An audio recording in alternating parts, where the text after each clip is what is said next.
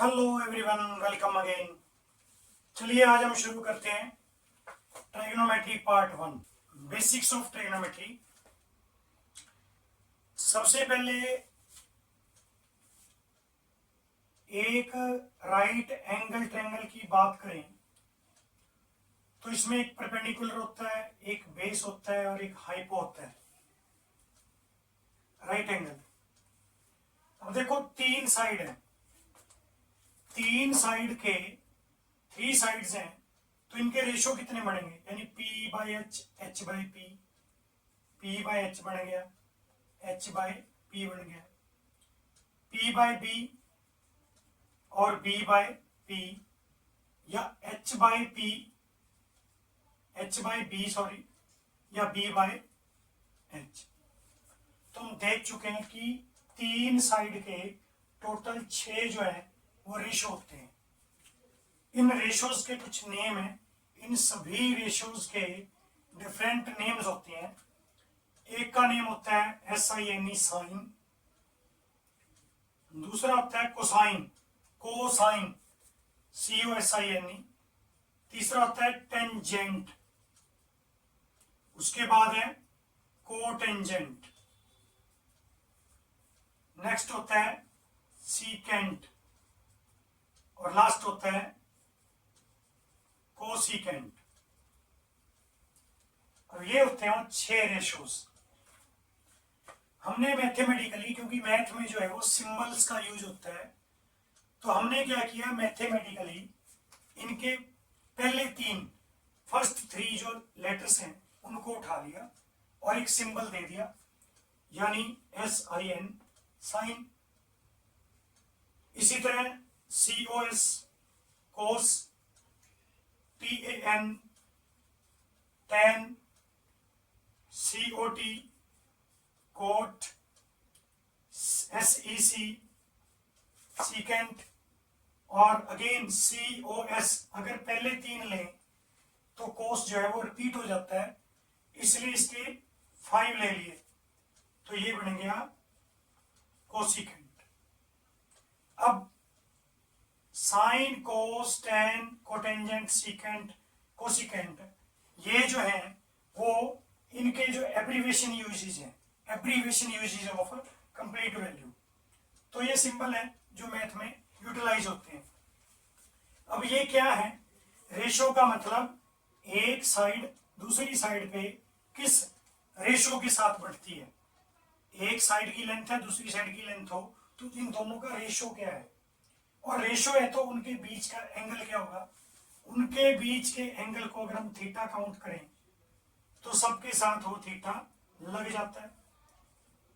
तो ऐसे जाके इन सबको हम बोलते हैं टी रेशो,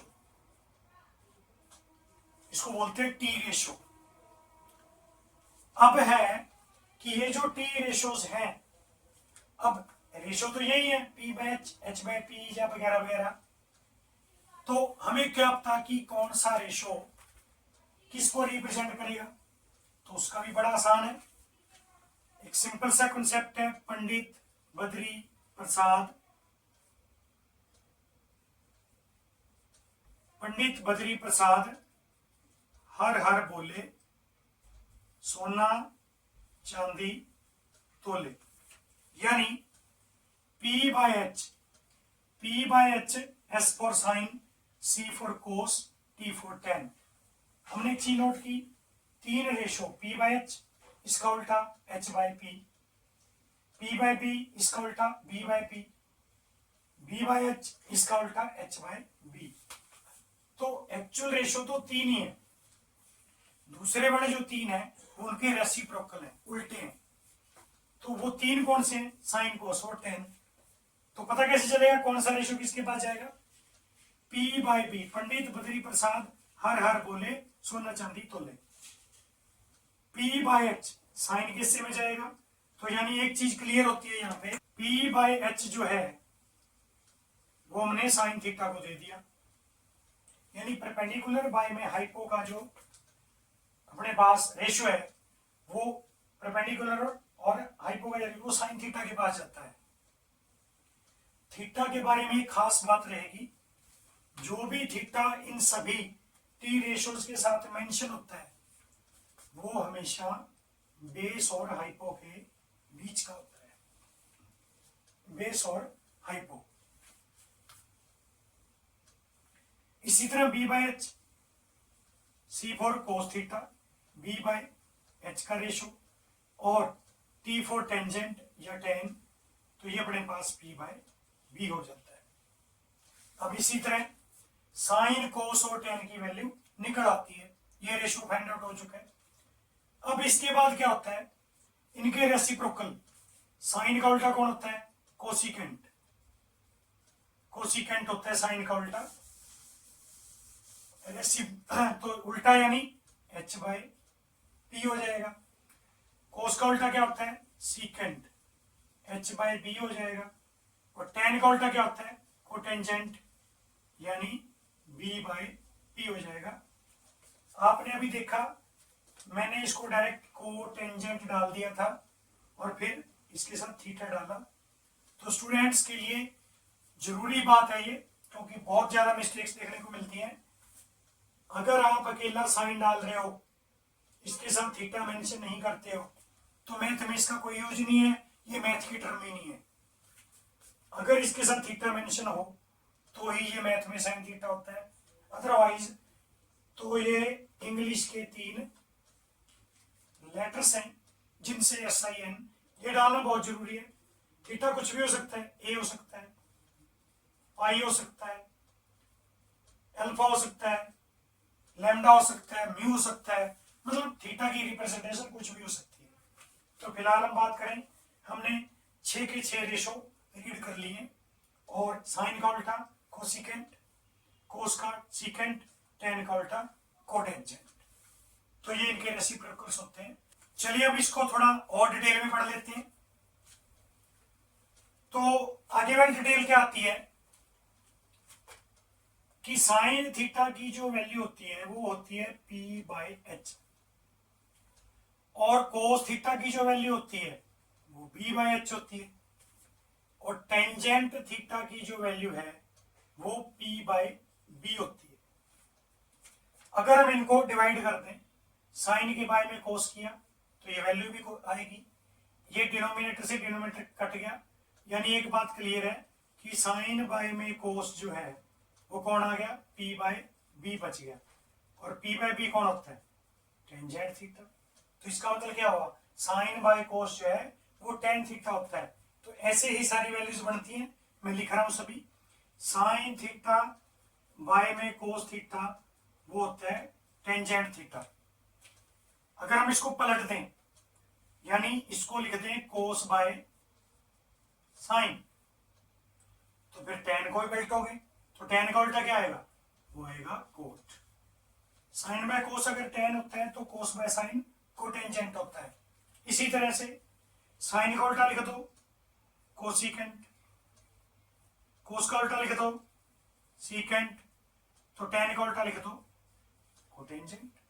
इसी तरह इनको पलट दो, सीकेंट ऊपर आ गया और कोसिकेंट नीचे आ गया।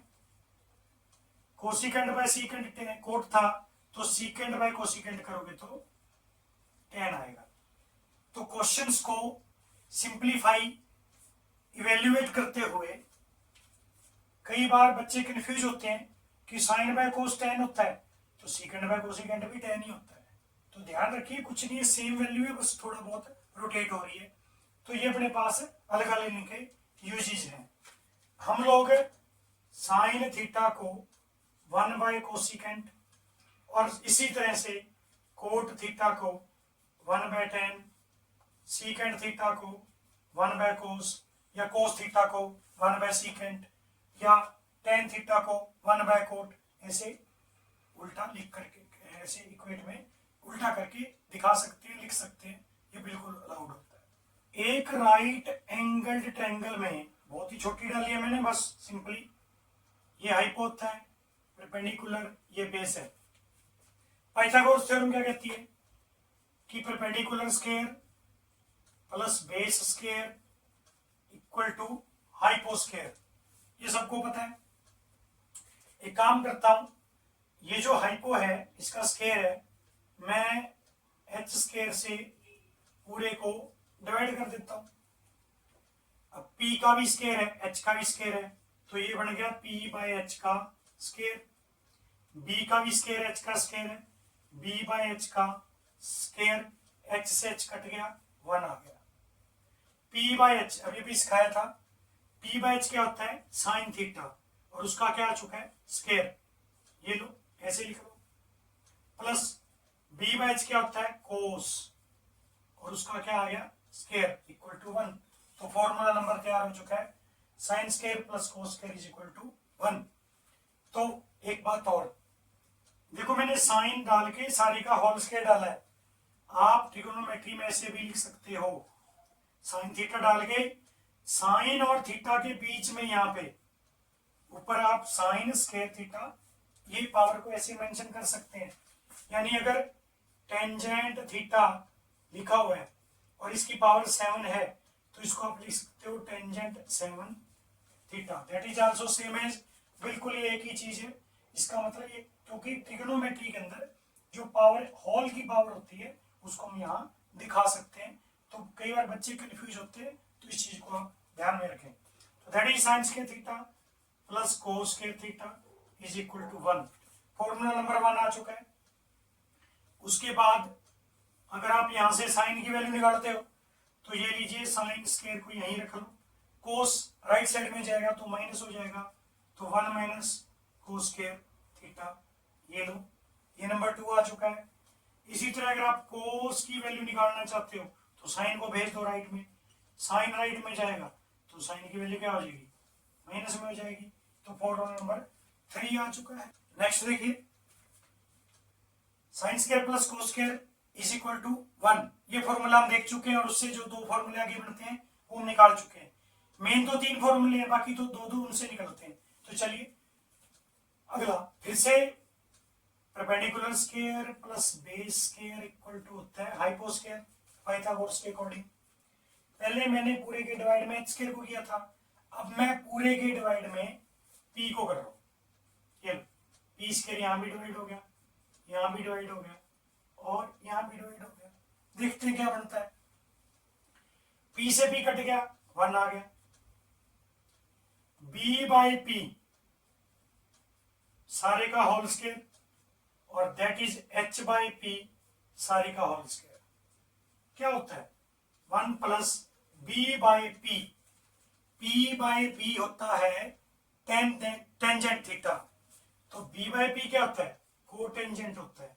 तो ये लो 1 प्लस कोट स्क्वायर, और p बाई h क्या होता है, साइन होता है, h बाई p क्या होगा, कोसिकेंट, तो कोसिकेंट स्क्वायर।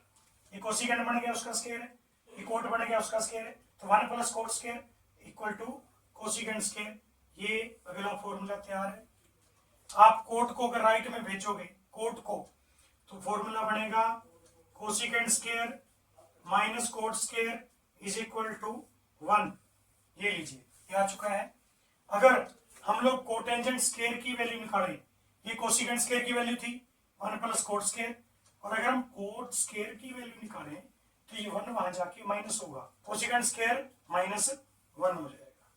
तो ये इसी तरह से perpendicular square plus base square equal to hypo square, Pythagoras का जो फॉर्मेट है। अगर आप पूरे के बाय में बी स्क्वायर को डिवाइड करते हो, तो जो फॉर्मूला निकल के सामने आता है होता है 1 plus tangent square equal to secant square. ये लीजिए नेक्स्ट फॉर्मूला। अगर आप tan को वहां भेजोगे तो secant square minus tangent square equal to 1 होगा, और अगर अकेले टेंजेंट स्क्वायर की वैल्यू निकालना चाहते हो तो 1 वहां जाके माइनस हो जाता है। ये बच्चों को इन्हीं फॉर्मेट्स को लर्न करने में प्रॉब्लम होती है, हालांकि बेसिक्स हैं, 10th तक आते हैं, 10th क्लास तक के फॉर्मूले हैं ये। आप इनको बार बार प्रयास कीजिए, अभ्यास करेंगे, जितना ज्यादा प्रैक्टिस करेंगे आपको लर्न हो जाएंगे, आपको रटना ना पड़े। मैंने इसलिए आपको डिटेल में बताया, कि ये इवेल्युएट कैसे होते हैं।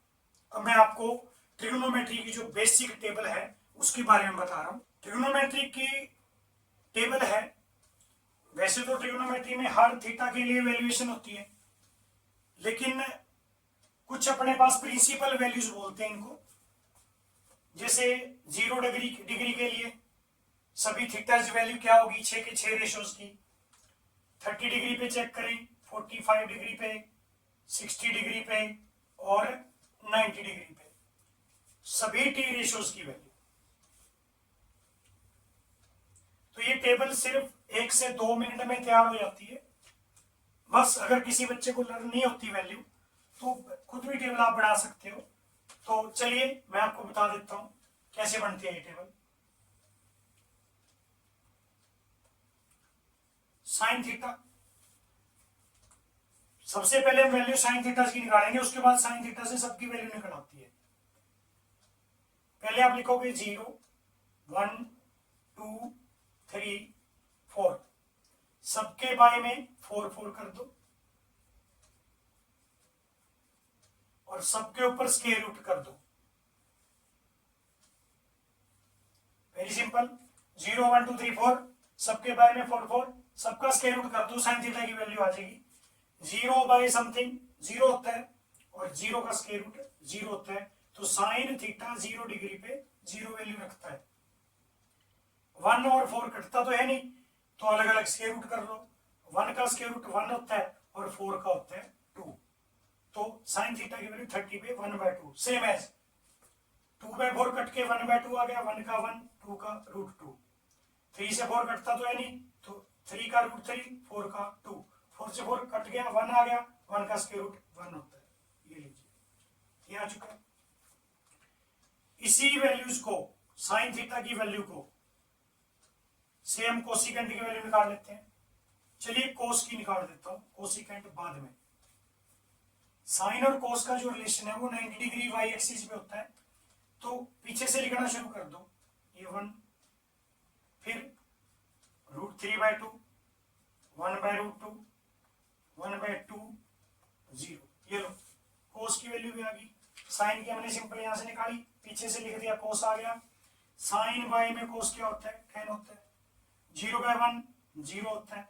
इनको आप डिवाइड करोगे तो 1/√3, इनको करोगे तो कट के 1 आएगा, इसको डिवाइड करोगे तो √3 आएगा, इसको डिवाइड करोगे तो 1/0, डिवाइड में 0 है तो नॉट डिफाइन। y में 0 नहीं आनी चाहिए, अगर होती है तो वो डिफाइन ही नहीं होगा। और उसके बाद कोट की वैल्यू निकाल लो, tan की वैल्यू को पीछे से लिख दो यहां से, बेशक इसको रेसिप्रोकल कर दो या पीछे से लिख दो, एक ही बात है। ये लीजिए, नॉट डिफाइन, √3, 1, 1/√3 और 0, ये कोटेंजेंट की वैल्यू आ चुकी है। उसके बाद हम बात कर लेते हैं साइन के। तो साइन का उल्टा क्या होता है, कोसिकेंट होता है। साइन की वैल्यू को पलट दीजिए, पलटना है, उल्टा कर दीजिए। ये है 0/1, उल्टा करोगे 1/0, 1/0 क्या होता है, नॉट डिफाइन। तो ये लीजिए, 1/2 का 2/1, √2, ये करेंगे 2/√3 और 1 का उल्टा 1 होता है। अब हम बात करते हैं सीकेंट की। सीकेंट थीटा की वैल्यू कोस को रेसिप्रोकल कर दो तो भी आ जाएगी, कोसिकेंट को पीछे से लिख दो तो भी आ जाएगी। क्यों आती है वो आगे बताएंगे आपको, तो मैं यहीं से लिख रहा हूँ।